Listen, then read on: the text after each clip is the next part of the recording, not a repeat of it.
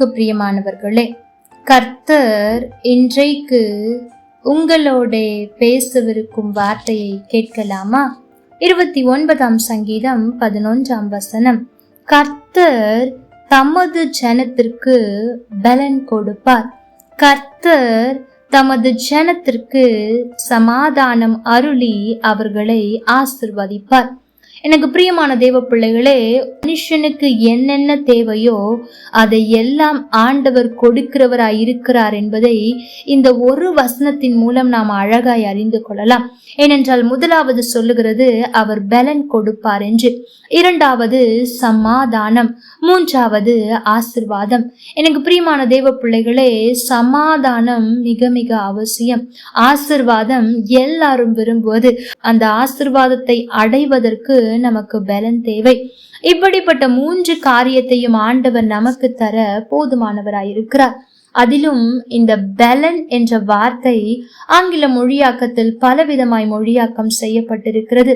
அதாவது வளைந்து கொடுக்க முடியாத, ஊடுருவ முடியாத அளவிற்கு பலனை ஆண்டவர் கொடுக்கிறாராம். ஆண்டவர் ஒரு மனுஷனுக்கு தன் பலனை கொடுப்பார் என்று சொன்னால் அவனால் செய்ய முடியாத காரியம் என்று ஒன்றும் இருக்காது. அவன் எல்லாவற்றையும் செய்து முடிப்பான் என்று அர்த்தம். அவனை அசைக்க முடியாது என்று இப்படியாய் மொழியாக்கம் செய்யப்பட்டிருக்கிறது. எனக்கு பிரியமான தேவ பிள்ளைகளே, இன்றைக்கு ஆண்டவர் அப்படிப்பட்ட பலத்தை உங்களுக்கு கொடுக்க அவர் போதுமானவராய் இருக்கிறார். அது மாத்திரமல்ல, இன்னும் ஒரு சில மொழியாக்கங்கள் பலன் என்று சொல்லப்படாமல் பவர் அதாவது சக்தி என்று சொல்லப்பட்டிருக்கிறது. எனக்கு பிரியமான தேவ பிள்ளைகளே, ஒரு செயலை செய்வதற்கான பலன் மாத்திரம் அல்ல, இயற்கைக்கு அப்பாற்பட்ட காரியங்களை செய்வதற்கான சக்தியையும் வரத்தையும் கூட அவர் கொடுக்க போதுமானவராய் இருக்கிறாராம். ஆகவே இந்த நாளில் இந்த வசனத்தை வைத்து அதிகமாய் செவியுங்கள்.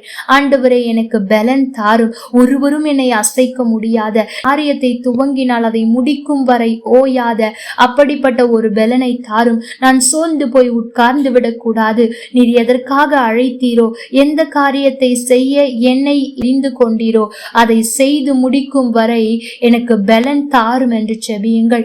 இரண்டாவது, சமாதானத்தை தாரும். மனுஷர்களோ உலகமோ கொடுக்கிற சமாதானம் அல்ல, நீர் எனக்கு சமாதானத்தை தாரும். ஏனென்றால் மனுஷர் கொடுக்கிற சமாதானம் அல்லது நான் தேடுகிற சமாதானம் எது வேண்டுமானாலும் காணாமல் போகலாம்.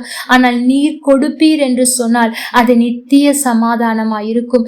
அந்த சமாதானத்தை எனக்கு தாரும். அந்த சமாதானத்தை தான் என்னிடத்திலிருந்து ஒருவரும் எடுத்துக்கொள்ளவும் முடியாது என்று செபியுங்கள். மூன்றாவதாக, ஆண்டவரே, உம்முடைய ஆசிர்வாதத்தை தாரும். என் பலத்தினால் வருகிற ஆசிர்வாதமோ அல்லது நான் சம்பாதிப்பதினால் வருகிற ஆசிர்வாதமோ அல்ல, உம்முடைய ஆசிர்வாதத்தை தாரும். ஏனென்றால் உம்முடைய ஆசிர்வாதத்தில் தான் ஐஸ்வர்யம் வரும். அது மாத்திரமல்ல, அதனோடு வேதனை நீர் கூட்ட மாட்டீர் என்று சொல்லி இருக்கிறீரே. வேதனை இல்லாத ஒரு ஆசிர்வாதத்தை எனக்கு தாரும் என்று சொல்லுங்கள்.